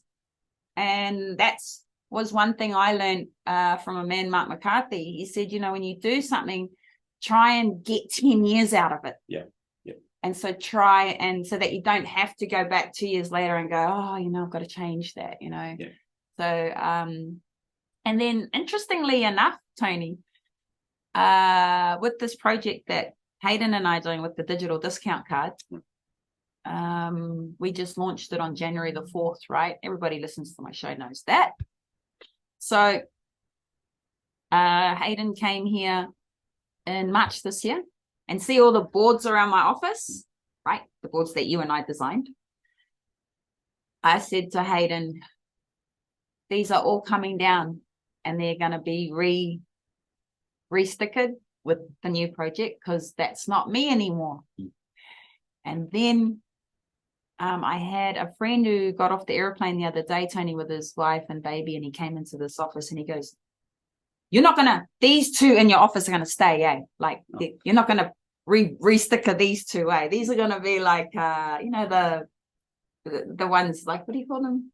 The collector's items, right? Yeah. And I said, absolutely. These two are going to stay as collector's items, but the rest of them are changing. But that's the first time in 9 years. Yeah, you definitely got your value for Totally for the money and effort you put into that. Yeah. So, and you know what else? Do you remember me sitting with you, Tony, and saying to you way back then, I said, I found out it's this much money to put a brochure at the airport, right?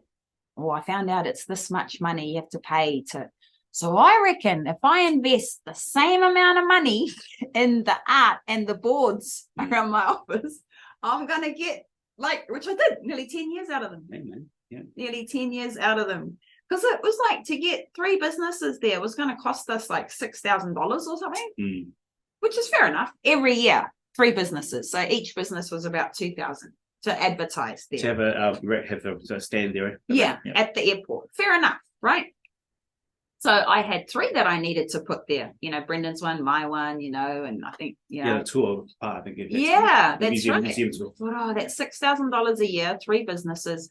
But if I invest $6,000, which is what I did with these, they lasted 9 years. So, remember when you did that, you had you came to, because the big ones in there are going to be a part of a wall. I'm going to have a wall, Tony, on the side of my, and there it is.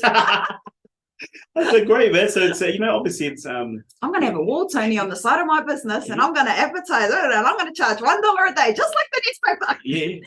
Well, that's I think that's when you look back on what was available at that time, and it turned out to be we always roll the dice when you spend money on your marketing and advertising. True. And but sometimes you just got to go, well, this is not the norm. Signage was a norm. Remember, that's a norm, but doing having it and having because you already had the measurements. I remember, because this is already going to be on your site. You're going to have multiple of them. And it makes sense in the sense that you're going to sell the space, right? You're going to sell the spaces. So that's good. I mean, that's what you want to hear, I guess, from business owners and who are listening, that you are investing in something that is going to be as long term. And it's still out there. Yeah, they're still out there. Actually, we'll walk past them, but man, these have survived well, given that it's directly in line with the sun for most of the day. So often the signs in Raro, they'll fade after a while, and you only have the images faded, and there's just a white bit there where the image used to be. So they've lasted. Because all that research was aluminium boards, aluminium screws, nails, put them in a way where they can be taken down, stickers off, re-stickered, put back up. They've moved around a lot because the wall started off 3 meters by 2, and then now it's 3 times that length. Wow. Because you've added and also because I added, but also more people wanted to advertise. Right. Like, why is my business not up there? which is a great sign, right? When people are chasing you for your business. So the graphic design, we've got history, man. We got history, and you were probably one of my first private sector clients. True private sector. Because I'd when I came out of Cook Islands News again, I was across the road at tourism, and I was kind of like, okay, what to do next? And then Noili Materiki saw me. She was out on one of her power walks, and she saw me. She would come rushing across the road. She said, "Tony, I heard you're leaving there. You're a graphic designer." I said, yeah. So that was the door into working with tourism. What a great! I mean, check you out there. How long were you there for at Cook Islands Tourism? Tourism, yeah. So look, that's probably one of my favorite jobs that I've ever had. One, because of the learning. I learned so much there, and 2, it's working with in a government agency, which is not well known for being progressive and forward thinking. Our agencies, it's just the way it is. You mean government agencies? Government agencies in general, yeah. Okay. And part of it is the structure of government and the structure of how things are. That a lot of things are associated, not just if you've got a progressive person in power, they're subject to a board or the structure of governance and within a. So I think that's just how it rolls. And this is one of the nuances of Cook Islands working in the government's the public sector.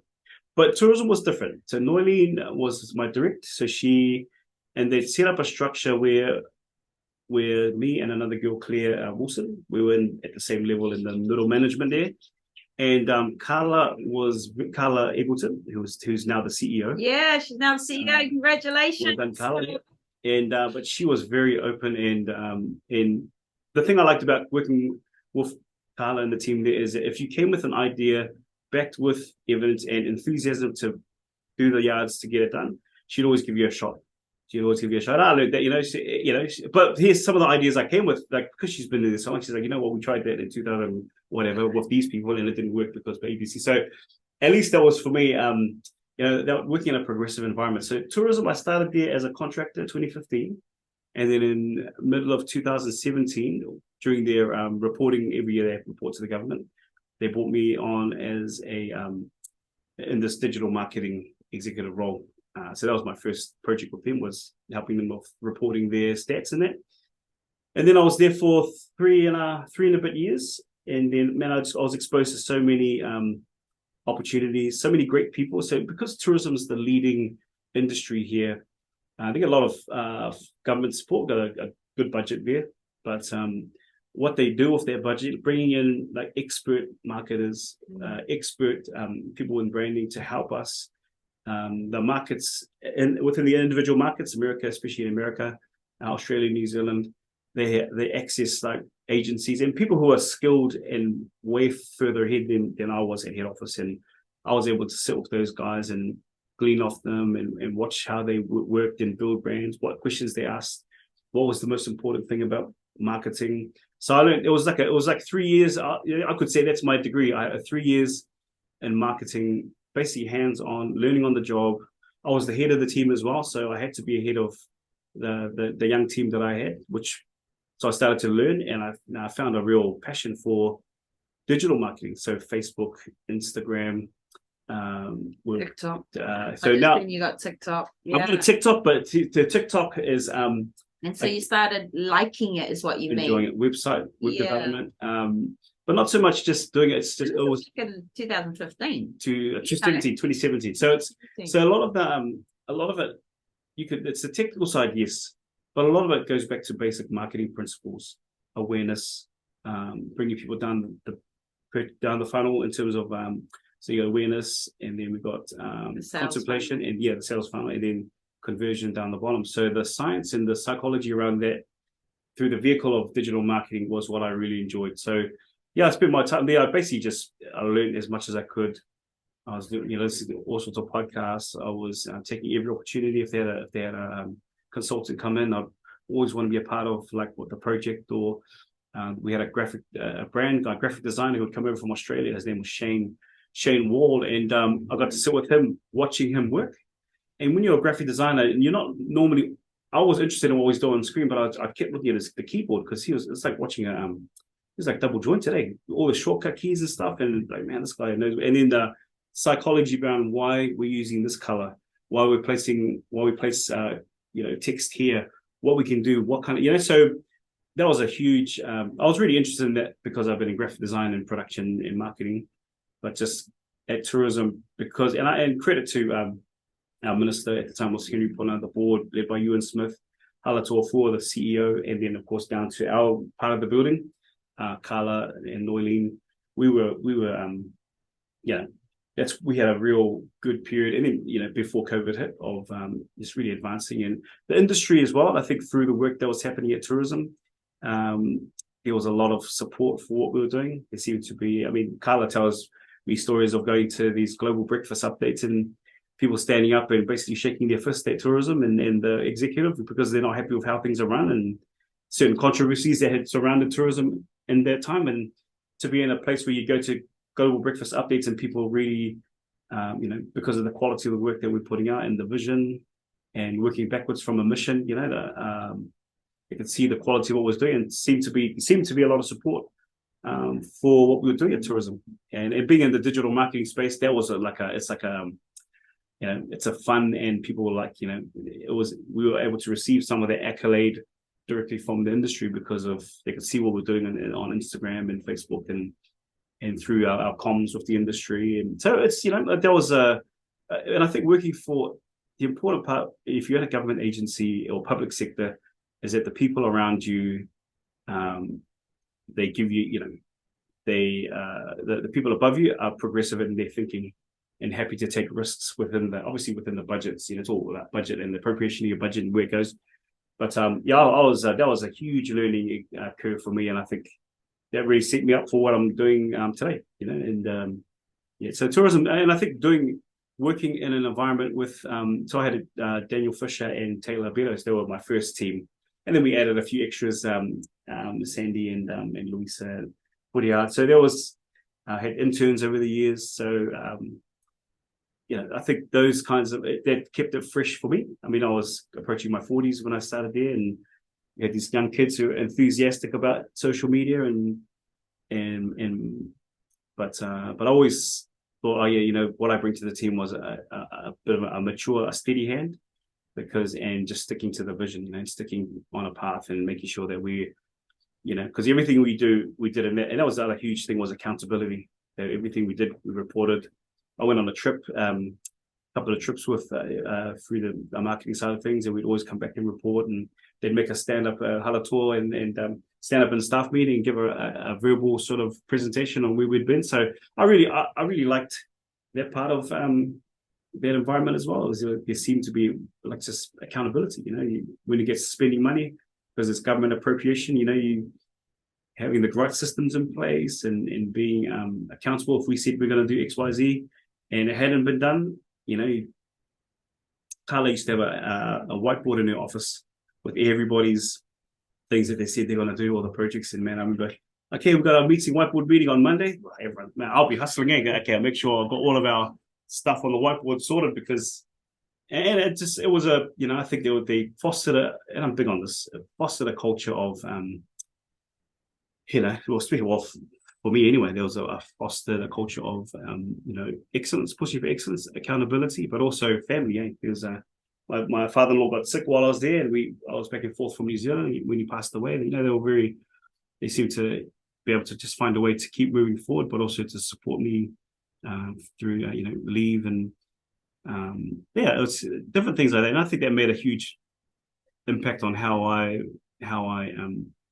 would go into any situation to lead or to, what would be ideal to actually help people thrive in an environment. Yeah, and Cook Islands News was much the same, but it's so high pressure that it's every day is just a hustle. So it's a bit different. It was, I think just helping people to stay alive, was the number one for my team, making sure everyone's sort of, if you're good, then you're good. If you're not good, you need to tell me, because we're just too busy to really be pastoral, because it's a high pressure environment. And at times the tourism was very much like that.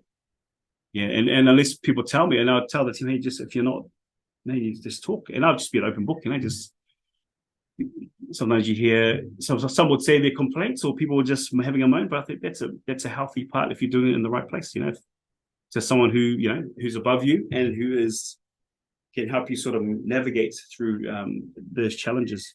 And when you're working with people who are hungry, it's Taylor Betos who was she's wonderful at her job, but I could see that she's hungry for more. So you have to balance that. Hey, I'd love for you to stay here at tourism and work for us, but also be open to talk about, well, what would be next for you if you were, and it's not like she didn't like the job. It was more that you could see that she was, some people are just hungry. And Daniel Fisher was the same.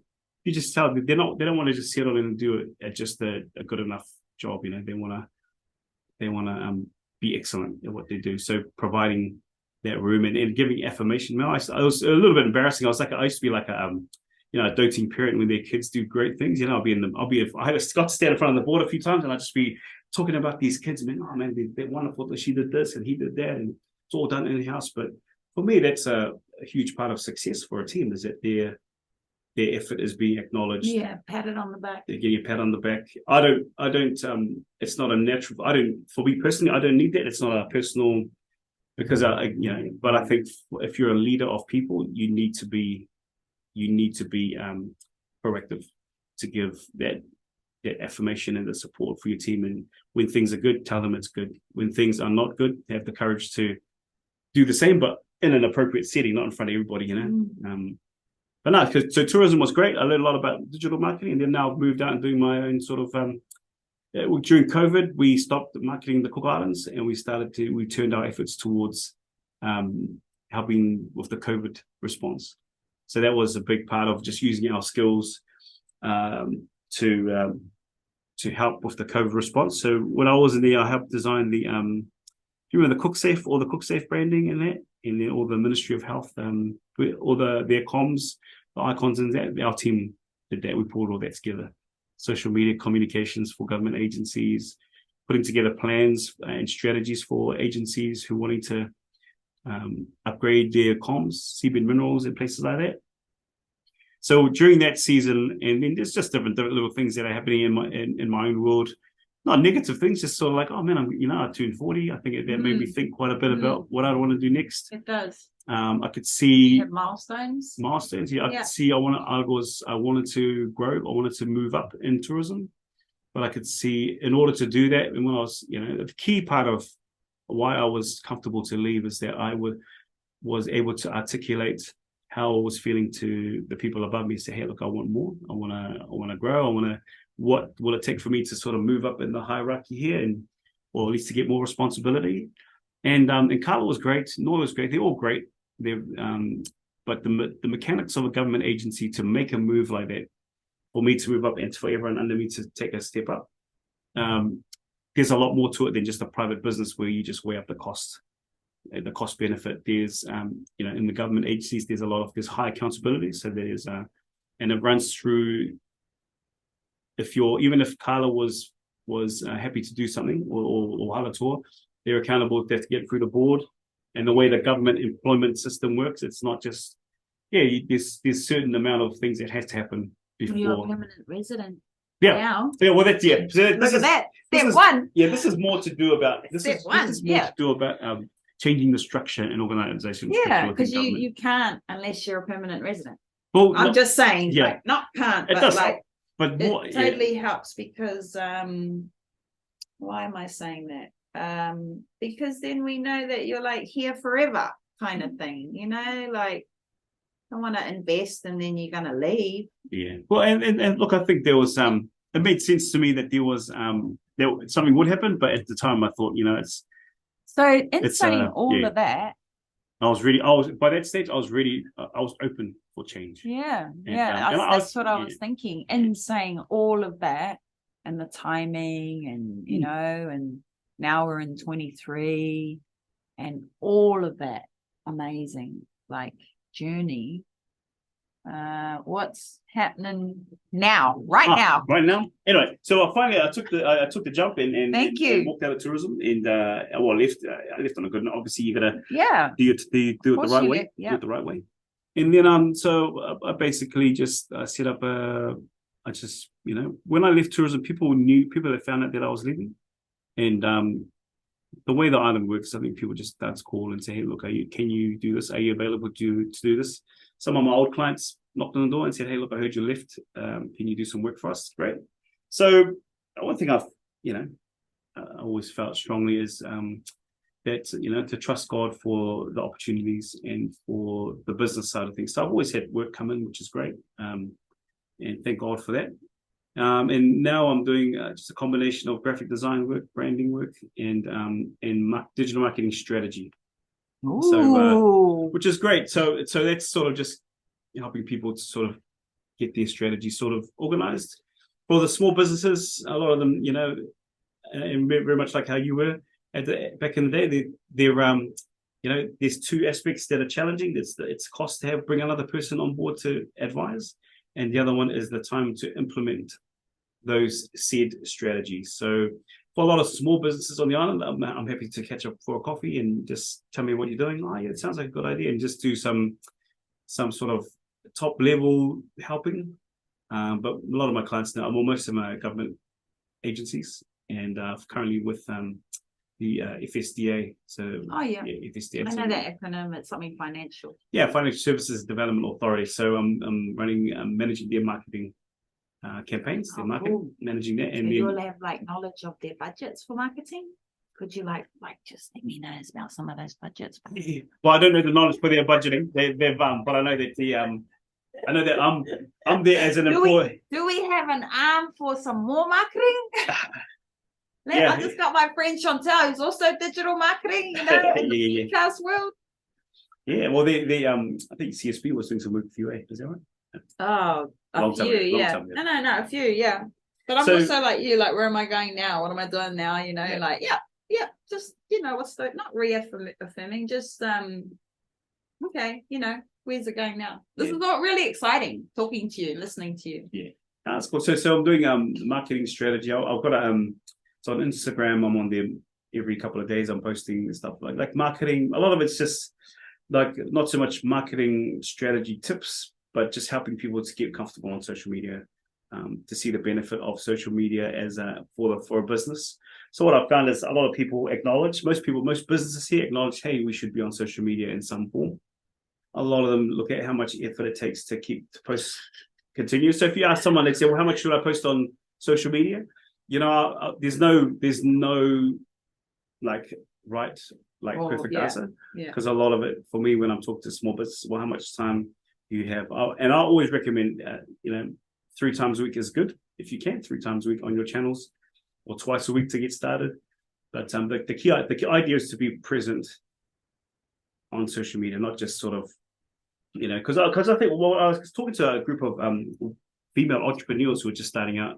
That's the same question, and I said to them, the scenario is if someone meets you at the market, because all these guys are small business, they meet you at the market, or they hear about your stuff, and they go, people will look on Google. Most of them didn't have a website, because they're just starting out. Great. Then so they'll turn to their social media channels, and if they say, let's just say, Chantal's, say fishing, whatever, dawn fishing, dawn breaker fishing, and then they go to your Facebook page, and there's no one's posted there for 3 years. I asked them, is that a positive or a negative perception on your business? So that's where we're at. We post on social media partly just to say, hey, we're present and alive, we're still doing business, and the other part, it's an opportunity to build your reputation online. It's an opportunity to show people your expertise. It's an opportunity to show people what you have to offer. Opportunity to show people the transformation and the change they can have, or the experience they can have in your business. So I see them as opportunities. The technical side of it, how many and what do you post, reels, TikTok, whatever. Now we can get into those details, but usually in the small business world in the Cook Islands, in Rarotonga, the best way to do it is for the business owner to get the ball rolling. And when they have enough, enough money or enough time to sort of sit down with someone like me, or someone, employ the person who's sitting at their concierge to also do some social media posting as well as they're hiring the stuff out, then that's good. But I learned all of that during my time at tourism. So I'm doing a little bit of that. Government agencies, as you see on my bio, professional or corporate graphic design. So I've done little jobs like design logo work and stuff, but a lot of my work comes through agencies or government agencies or projects that they're doing where they need to report back and have a professional looking finished product. I just finished doing the branding for the Pacific Island Leaders Forum meeting, which is coming up in November here. So they wanted something that was very Pacifica looking. The Antonina, who's Brown, who's leading the project up there, she wanted sort of like a tapa look. So they came to me to sort of pull that together for them, the branding and the fonts and the website and all that kind of. I love that kind of stuff, but I didn't have the freehand talent and the know-how for the motifs. Hey, yeah, so I ended up shoulder tapping Rania Ellison, who's a local tattoo artist, to help come together with the concept. So I enjoyed that project, and that's again, I think if you get projects here and you don't have a particular skill, the key will be to find someone who you can work with to manage that part. And then I did my bit with the branding and the overall sort of theme and the colors and the fonts they use. So that's a government project job. Yeah. Chantal's just got up and she's leaving. So it must have been boring. Sorry about that. That was not boring. That's my most boring. I'm going to get water. Oh, okay. I'm fine. Yeah. Get water. Not boring. See, I'm pouring water now, everyone. That's just So that's what I'm doing now, and it's I work from home primarily, and I'm at FSD office, part of my contract there. And the most productive time of my day is normally in the morning up until 2 o'clock, where you either go pick up the kids from school or the kids turn up at home. So it's they catch the bus home. So but I really enjoy. I think like any business, I think you sell your service or your product, but you really enjoy when it helps to change someone's life, or change makes them better. Or for what I do, people are proud to sort of show their work, show their reports or whatever. So I guess that's at the heart of most of us who are running businesses, is that we're making money, but also that we're able to help people reach what they need to reach through our services. So yeah, I'm enjoying it.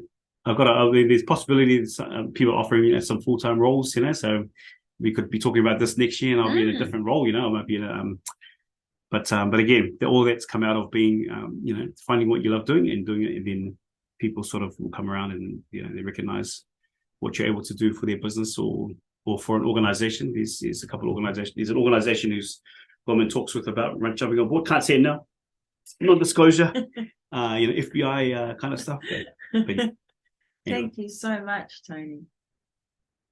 Thank you. Cool. No, but look, at the end of the day, I think I've always, I think you look back at your life and you think, man, all the different experiences and things we go through, but watching how God puts those things together to help you with what you just think have today. faith that He has it. Yeah, that He's got your back. He's got your back. The story of David and Goliath, we share with the Sunday school kids. That's the exciting part for them. It's he beats the giant with just a stone and a sling. But if you look further back in the story, when David's telling the king that he wants, he'll go out because none of the warriors want to fight Goliath. The king asks him, they give him some question. He says, look, I was, he talked about how he fought the lion and the bear as a young shepherd boy, fighting them off. And God's helped him with those, the lion and the bear. And that God will deliver deliver them from this Philistine because of the small victories he's had or his life experience up to that point. So I looked at that story of David and Goliath and think, I can look back on my life in my 40s and say, man, all those the highs and the lows, the things that we think are at the time of tragedies and and devastating for our lives, and we look back on how God can flip those situations and be, man, if I hadn't gone through that, I wouldn't be able to handle what I'm doing today. But that story of Joseph in the Bible, the brothers he saves Egypt and his brothers come looking for grain. Yeah. And the brothers that try to kill him and threw him in the hole in there. But then when he reveals himself, he says to them, what you meant for evil, God has turned for good. So I look at my life like that. I think, man, all the journey I've been, highs and lows, and I look at what I'm doing today and my family and my wife and our marriage and the businesses and the opportunities I have. I know that many of them I wouldn't be able to carry and handle if it wasn't for the journey I've been on, highs and lows. And I think for all of us, we need to be thankful to God for that. Those journeys that, at the end of the day, they're the making of us. They make us who we are. And, hopefully it helps change us for good. Sometimes you can wallow on these things and they're not so good for you, but you got to learn to be able to take, what do they say? Find the lesson in the failure. Find the lesson in the failure. Learn the lesson Learn the lesson in the failure. Yeah. There's always a lesson, Love it. Cool. I think I'm gonna title your show that, Tony. Start failing. Thank you for that. This failure guy. No, Tony Fe'ao. Learn the lesson in the failure. Yeah. Learn the lesson in the failure. All right. Anyway, your computer's running out of memory. We've been almost a couple of hours now. Thank you so much. All right. Okay. There you go, everybody. Tony Fe'ao. Tony Fe'ao. My goodness. I'm stretching. Yeah. Your breathing exercises it's got sore ears, too much talk. Thank you. Noko ne ia mātou aroa i atu kia koto katoa. Thank you so much, Tony. We'll have you back again next year, right? Yeah, man. All right. And we'll have an update. Look after yourselves, everybody. Kia ora on a podcast. Thank you very much. Take care. Haere rā.